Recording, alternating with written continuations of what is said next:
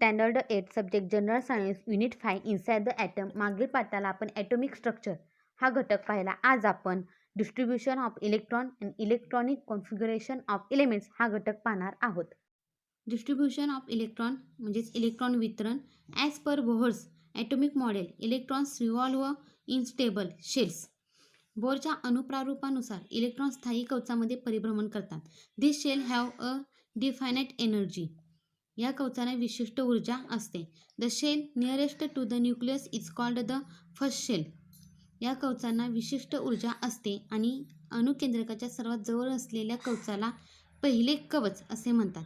The next shell is called the second shell. अणुकेंद्रकाच्या सर्वात त्यानंतरच्या कवचाला दुसरे कवच असे म्हणतात. A symbol n is used for the ordinal number of a shell. कवचांच्या क्रमांकासाठी एन ही संज्ञा वापरतात. The shells are referred to by the symbol KLMN corresponding to the ordinal numbers n is equal to 1, 2, 3, 4.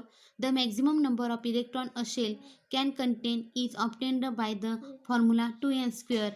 As the magnitude of n increases, the energy of an electron in the shell increases. n बरोबर 1, 2, 3, 4 या क्रमांकानुसार कवचांना KLMN ह्या संज्ञेने संबोधण्यात येते. प्रत्येक कवचात जास्तीत जास्त 2n वर्ग या सूत्राने मिळालेल्या संख्येइतके इलेक्ट्रॉन असू शकतात. मुलांना यांचे मूल्य वाढते तशी त्या कवचातील इलेक्ट्रॉनची संख्या वाढते. आता इथे दिलेलं आहे बघा, कंप्लीट द चार्ट. शेल म्हणजेच कवच, electron capacity of the shell कवचाची इलेक्ट्रॉन धारकता, symbol KLMN, number and formula 2n square, number of electrons. आता आपण बघूया फॉर्म्युला बघा. 2n स्क्वेअर म्हणजे 2 गुणिले 1 चा वर्ग. आता नंबर काय 1 म्हणून आपण n म्हणून 1 वापरलेला आहे. 2 गुणिले 1 चा वर्ग 1 म्हणजे बे एके बे. आपले नंबर ऑफ इलेक्ट्रॉन किती संख्या येणार 2 बरोबर. आता नंबर इथं आला 2 म्हणजेच 2 गुणिले 2 चा वर्ग म्हणजेच 2 गुणिले 2 चा वर्ग 4, 4 दुनी 8. 8 टाका येणार नंबर ऑफ इलेक्ट्रॉन. मग असं M4 आणि N4 असे आपण दाखवून ह्या सूत्रामध्ये जर नंबर इन्क्लूड केले घातले तर आपल्याला इलेक्ट्रॉनची संख्या मिळेल आणि M आणि N ह्या सिम्बॉलची इलेक्ट्रॉनची संख्या तुम्ही काढायची आहे. Write the maximum number of electron in a shell using the above table. K shell, L shell, M shell आणि N शेल. वरील तक्त्यावरून कवचातील जास्तीत जास्त इलेक्ट्रॉनची संख्या लिहा. म्हणजे K ची किती आहे किती 2, L ची किती आहे 8. त्याच पद्धतीने M आणि N ची काढून तुम्ही संख्या लिहू शकता. Electronic configuration of elements. मूलद्रव्यांचे इलेक्ट्रॉन स्वरूपन. We have seen that 2, 8, 18, 32 electrons can be accommodated in the shell KLMN respectively. आपण पाहिले की KLMN या कवचामध्ये अनुक्रमे जास्तीत जास्त 2, 8, 18, 32 इलेक्ट्रॉन सामावू शकतात. This is the maximum capacity of the shell. हीच कवचाची कमाल धारकता होय. The electrons is an atom are distributed in the shells according to their maximum capacity. हीच कवचाची कमाल धारकता होय हे आपल्याला माहिती आहे. कवचांच्या कमाल धारकतेनुसार अणूमधील इलेक्ट्रॉनांचे कवचामध्ये वितरण होते. The shell wise distribution of the electron in an atom of an element is called the electronic configuration of that element. एखाद्या मूलद्रव्याच्या अणूमधील इलेक्ट्रॉनांची कवचनिहाय मांडणी म्हणजे त्या मूलद्रव्याचे इलेक्ट्रॉन स्वरूपन होय. Each electron has a definite energy as per the shell in which it is present. Energy of an electron in the first cell, K cell, is the lowest energy of electron in the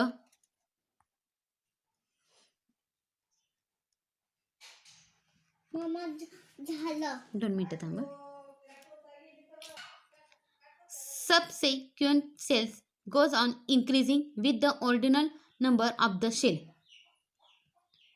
प्रत्येक इलेक्ट्रॉनकडे तो ज्या कवचात असतो त्यानुसार निश्चित अशी ऊर्जा असते. पहिल्या कवचातील इलेक्ट्रॉनांची ऊर्जा सर्वात कमी असते. The electronic configuration of an element is such that the energy of all electrons together is the maximum possible. मूलद्रव्यांच्या अणूचे इलेक्ट्रॉन स्वरूपण असे असते की त्यायोगे सर्व इलेक्ट्रॉनची एकत्रित ऊर्जा कमीत कमी असते.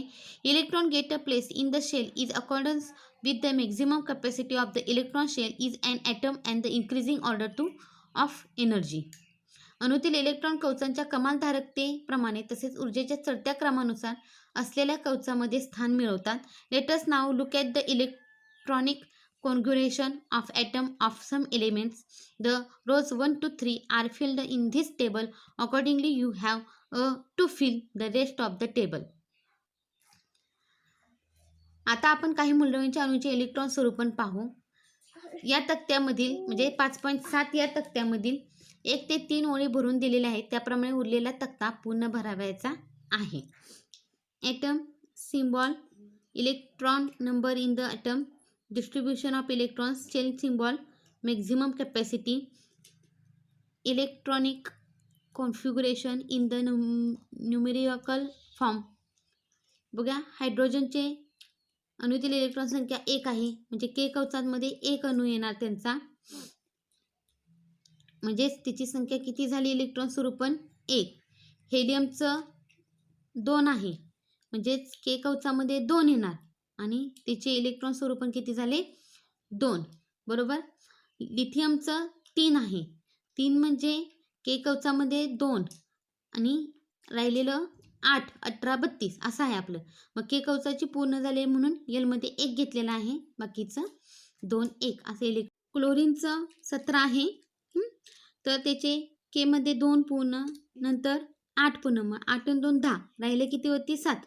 मग एम मध्ये त्याचे किती येणार आहे 7 येणार आहे, म्हणजे त्याचं इलेक्ट्रॉन स्वरूपण 2, 8, 7 असं येणार आहे. The electronic configuration in the numerical form contains numbers separated by commas. संख्या स्वरूपातील इलेक्ट्रॉन स्वरूपण स्वल्पविरामांनी विलग केलेल्या अंकांनी दर्शवतात. Here the number indicate the electron number in the shells with increasing order of energy. For example, the electronic configuration of sodium is 281. यातील अंक ऊर्जेच्या चढत्या क्रमाने असलेल्या कवचामधील इलेक्ट्रॉन संख्या दर्शवतात. उदाहरणार्थ, सोडियमचे इलेक्ट्रॉन स्वरूपण 281 आहे. It means that the total 11 electrons in sodium are distributed as 2 in the shell, K 8 in the shell and Ln 1 in the shell M. The electronic configuration of an atom can also be represented by shell diagram as shown in figure 5.8. बघा काय सांगितलेलं आहे. याचा अर्थ sodium अणूमध्ये के कवचात 2, L कवचात 8 व M कवचात 1 याप्रमाणे सोडियमचे 2, 8, 1 हे 11 electron वितरित केलेले असतात. अणूचे इलेक्ट्रॉन स्वरूपण आकृती 5.8 प्रमाणे कवचांच्या रेखाने सुद्धा दर्शवतात. Valency and electronic configuration. संयोजन व इलेक्ट्रॉन स्वरूपण. We have seen in the last chapter that valency means the number of chemical bonds formed by an item.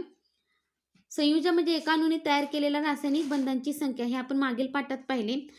We also सॉ that generally the valency of an element remain content in its compound. आपण हेही पाहिले की साधारणपणे मूलद्रव्याची संयुजता त्याच्या विविध संयुगामध्ये स्थिर असते.